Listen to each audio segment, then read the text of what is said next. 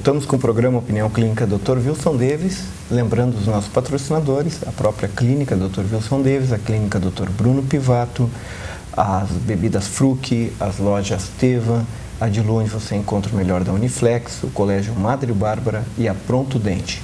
A gente recebe hoje a fisioterapeuta e diretora da Casa de Bar, a Magali Pérez, e a Adriane Machado, que é arquiteta, falando a respeito de espiritualidade. A nossa conversa, ela não exige, não requer nenhum tipo de tecnicismo ou conhecimento acadêmico sobre. Nós estamos aqui com as nossas impressões e estamos ouvindo uns aos outros, tentando discutir por que isso é tão importante e tentando intuir, de fato, tudo isso que faz com que a gente veja que há um mundo um pouco maior do que aquele que nós vemos aqui e agora.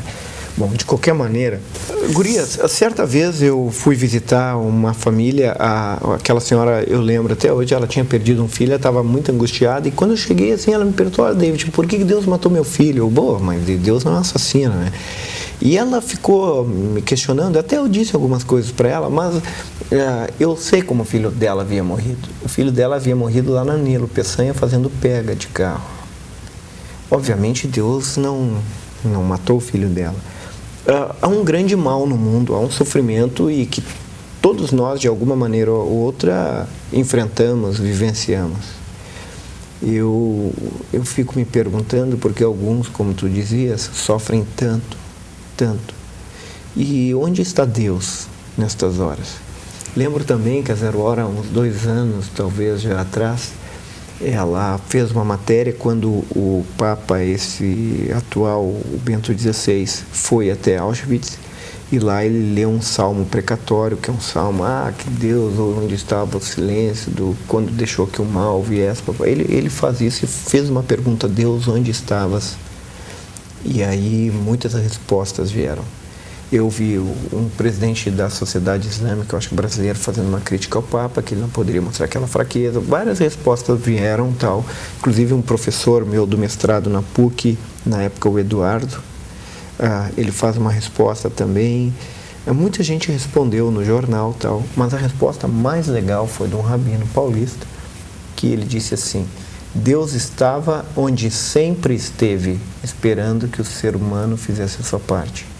Eu achei muito interessante, porque de fato eu acho que muito do mal que acontece na Terra, muito tem a ver com a gente, né? Alguns não. De qualquer maneira, o sofrimento a gente não consegue explicar. A espiritualidade talvez amenize, talvez não, eu acredito que amenize o sofrimento, nos faz mais humanos. Eu acho que isso é espiritualidade legal, porque ela nos torna mais humanos, ela nos faz olhar mais para as pessoas, prestar mais atenção nas pessoas e prestar atenção na gente mesmo. Adri, uma espiritualidade que muitas vezes não dá resposta para o sofrimento, apenas permite que tu vivencies e que tu tenhas fé, que tu tenhas esperança, que vai passar tal. Uma espiritualidade que realmente não dá resposta no sofrimento, não te apavora um pouco? Acho que tu fala em religião ainda, David, uma religião que não te permita, porque essa pergunta para mim não me parece muito clara. Espiritualidade eu entenderia um pouco diferente.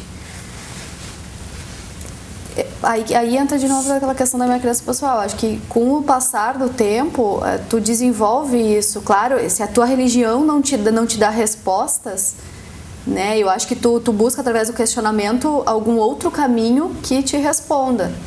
Então, assim, eu cresci dentro de uma religião que também não respondeu muita coisa que eu tinha, muitas minhas dúvidas, muitas angústias que eu tinha. Encontrei um outro caminho que hoje é que responde a quase todas as minhas perguntas, ou que pelo menos encaminha, e as crenças aí têm a ver com aquilo que eu penso.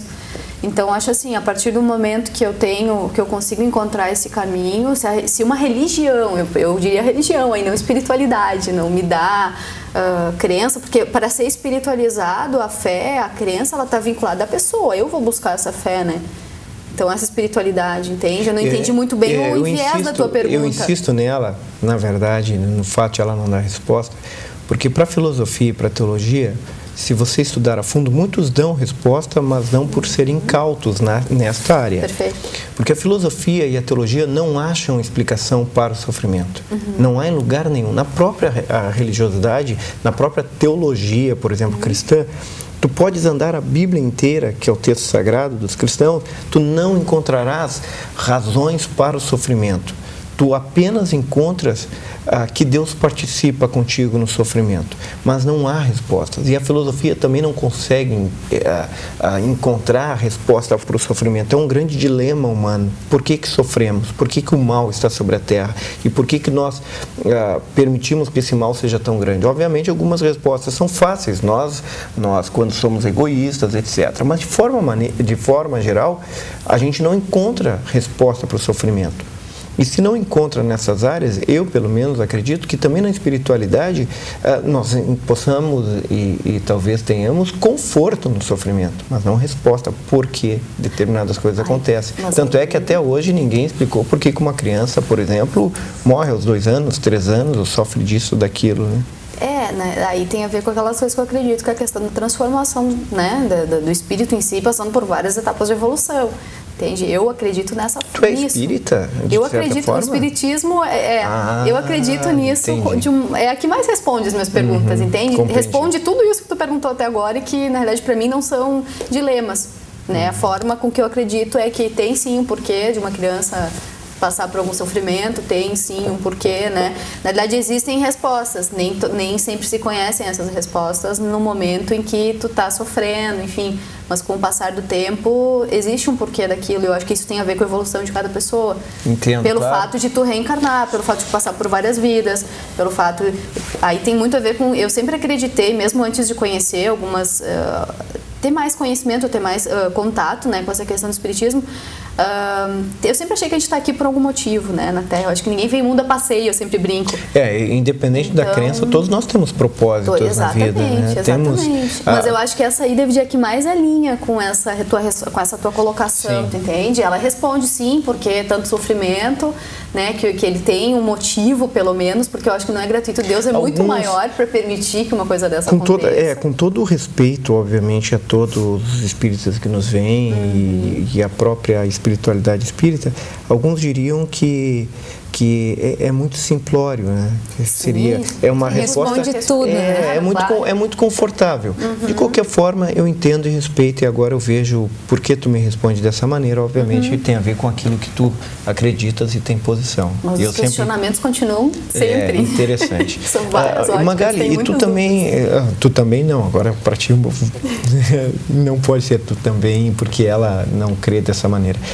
Tu acreditas que uma espiritualidade que não te dá resposta, muitas vezes, porquê das coisas, se torna desafiadora? Torna desafiadora, tanto que muitas vezes a gente nega, né? É mais fácil negar. Claro. É mais fácil falar que eu não tenho espiritualidade, eu sou... É muito cômodo, e a gente tem uma tendência a ficar no que dá menos trabalho, assim. E aí a gente procura ler algum autor ou outro, e algumas coisas vão nos fazendo pensar. Os momentos difíceis nos fazem pensar muito e nos fazem buscar também esse crescimento para poder entender, para poder enfrentar. Acho que as religiões têm um papel muito importante no mundo, assim, de dar isso. Só que voltando, acho que Eduardo Boff, né?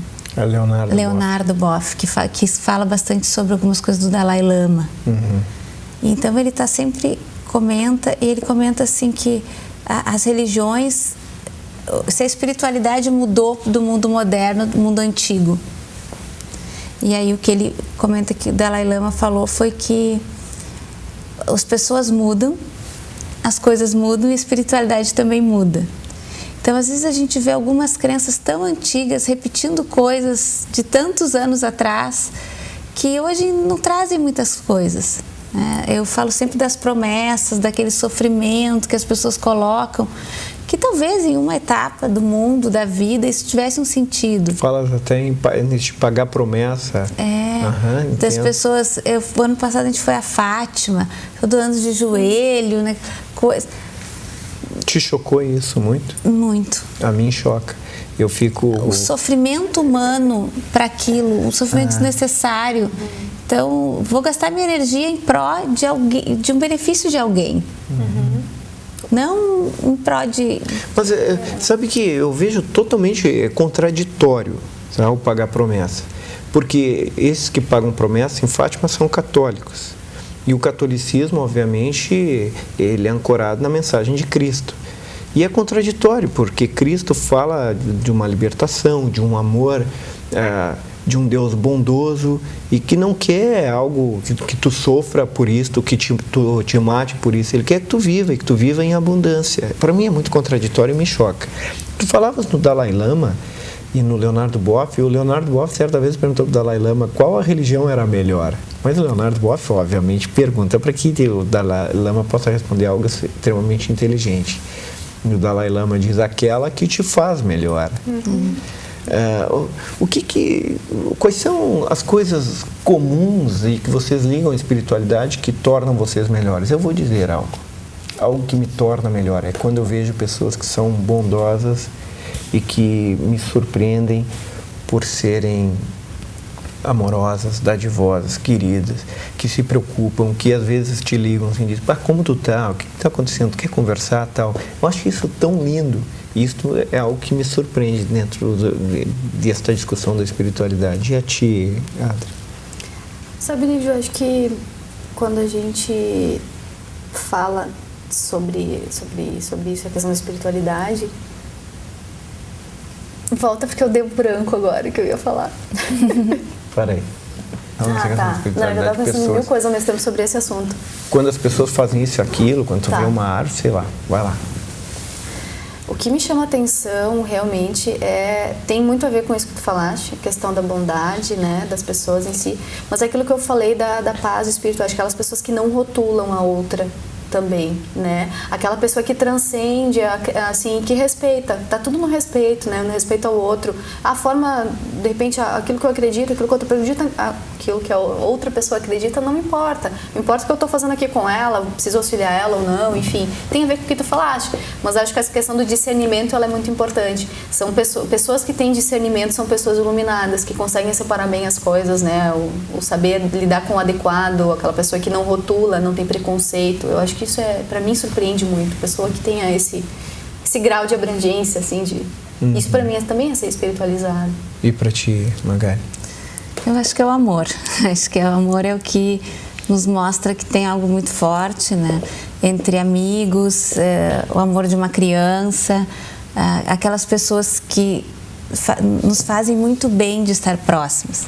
E isso é muito forte, porque tem algumas pessoas que a gente acaba tendo uma sintonia muito grande. E isso acaba sendo muito prazeroso para as duas pessoas em conviverem, em fazerem trocas, aquele amor, aquela preocupação pelo outro. Gosto muito de cultivar meus amigos, né? Porque eu penso que isso nos faz crescer muito. Aliás, eu quero dizer nos conhecer. Aqui, eu sempre gosto de honrar a quem honra. É muito interessante, a Magali é muito querida e ela é uma pessoa muito agradável e eu tenho certeza que os amigos dela são muito felizes por tê-la, porque é uma pessoa muito especial nesse sentido. Obrigada. Eu procuro ter um cuidado. Eu gosto de cuidar das pessoas, gosto de cuidar dos meus amigos. Eu fico muito chateada quando magoo às vezes, já magoei várias vezes. Mas a convivência também traz isso. Mas eu acho que é isso que mostra que tem algo mais, assim, tem toda uma... Que interessante isso. Tu sabe que vocês falaram antes e nós discutimos que não é bem um bem-estar, a espiritualidade, é muito mais do que isso, é uma realidade, de fato, que a gente acredita que a gente tem quase como se fosse uma dimensão, diríamos assim, então.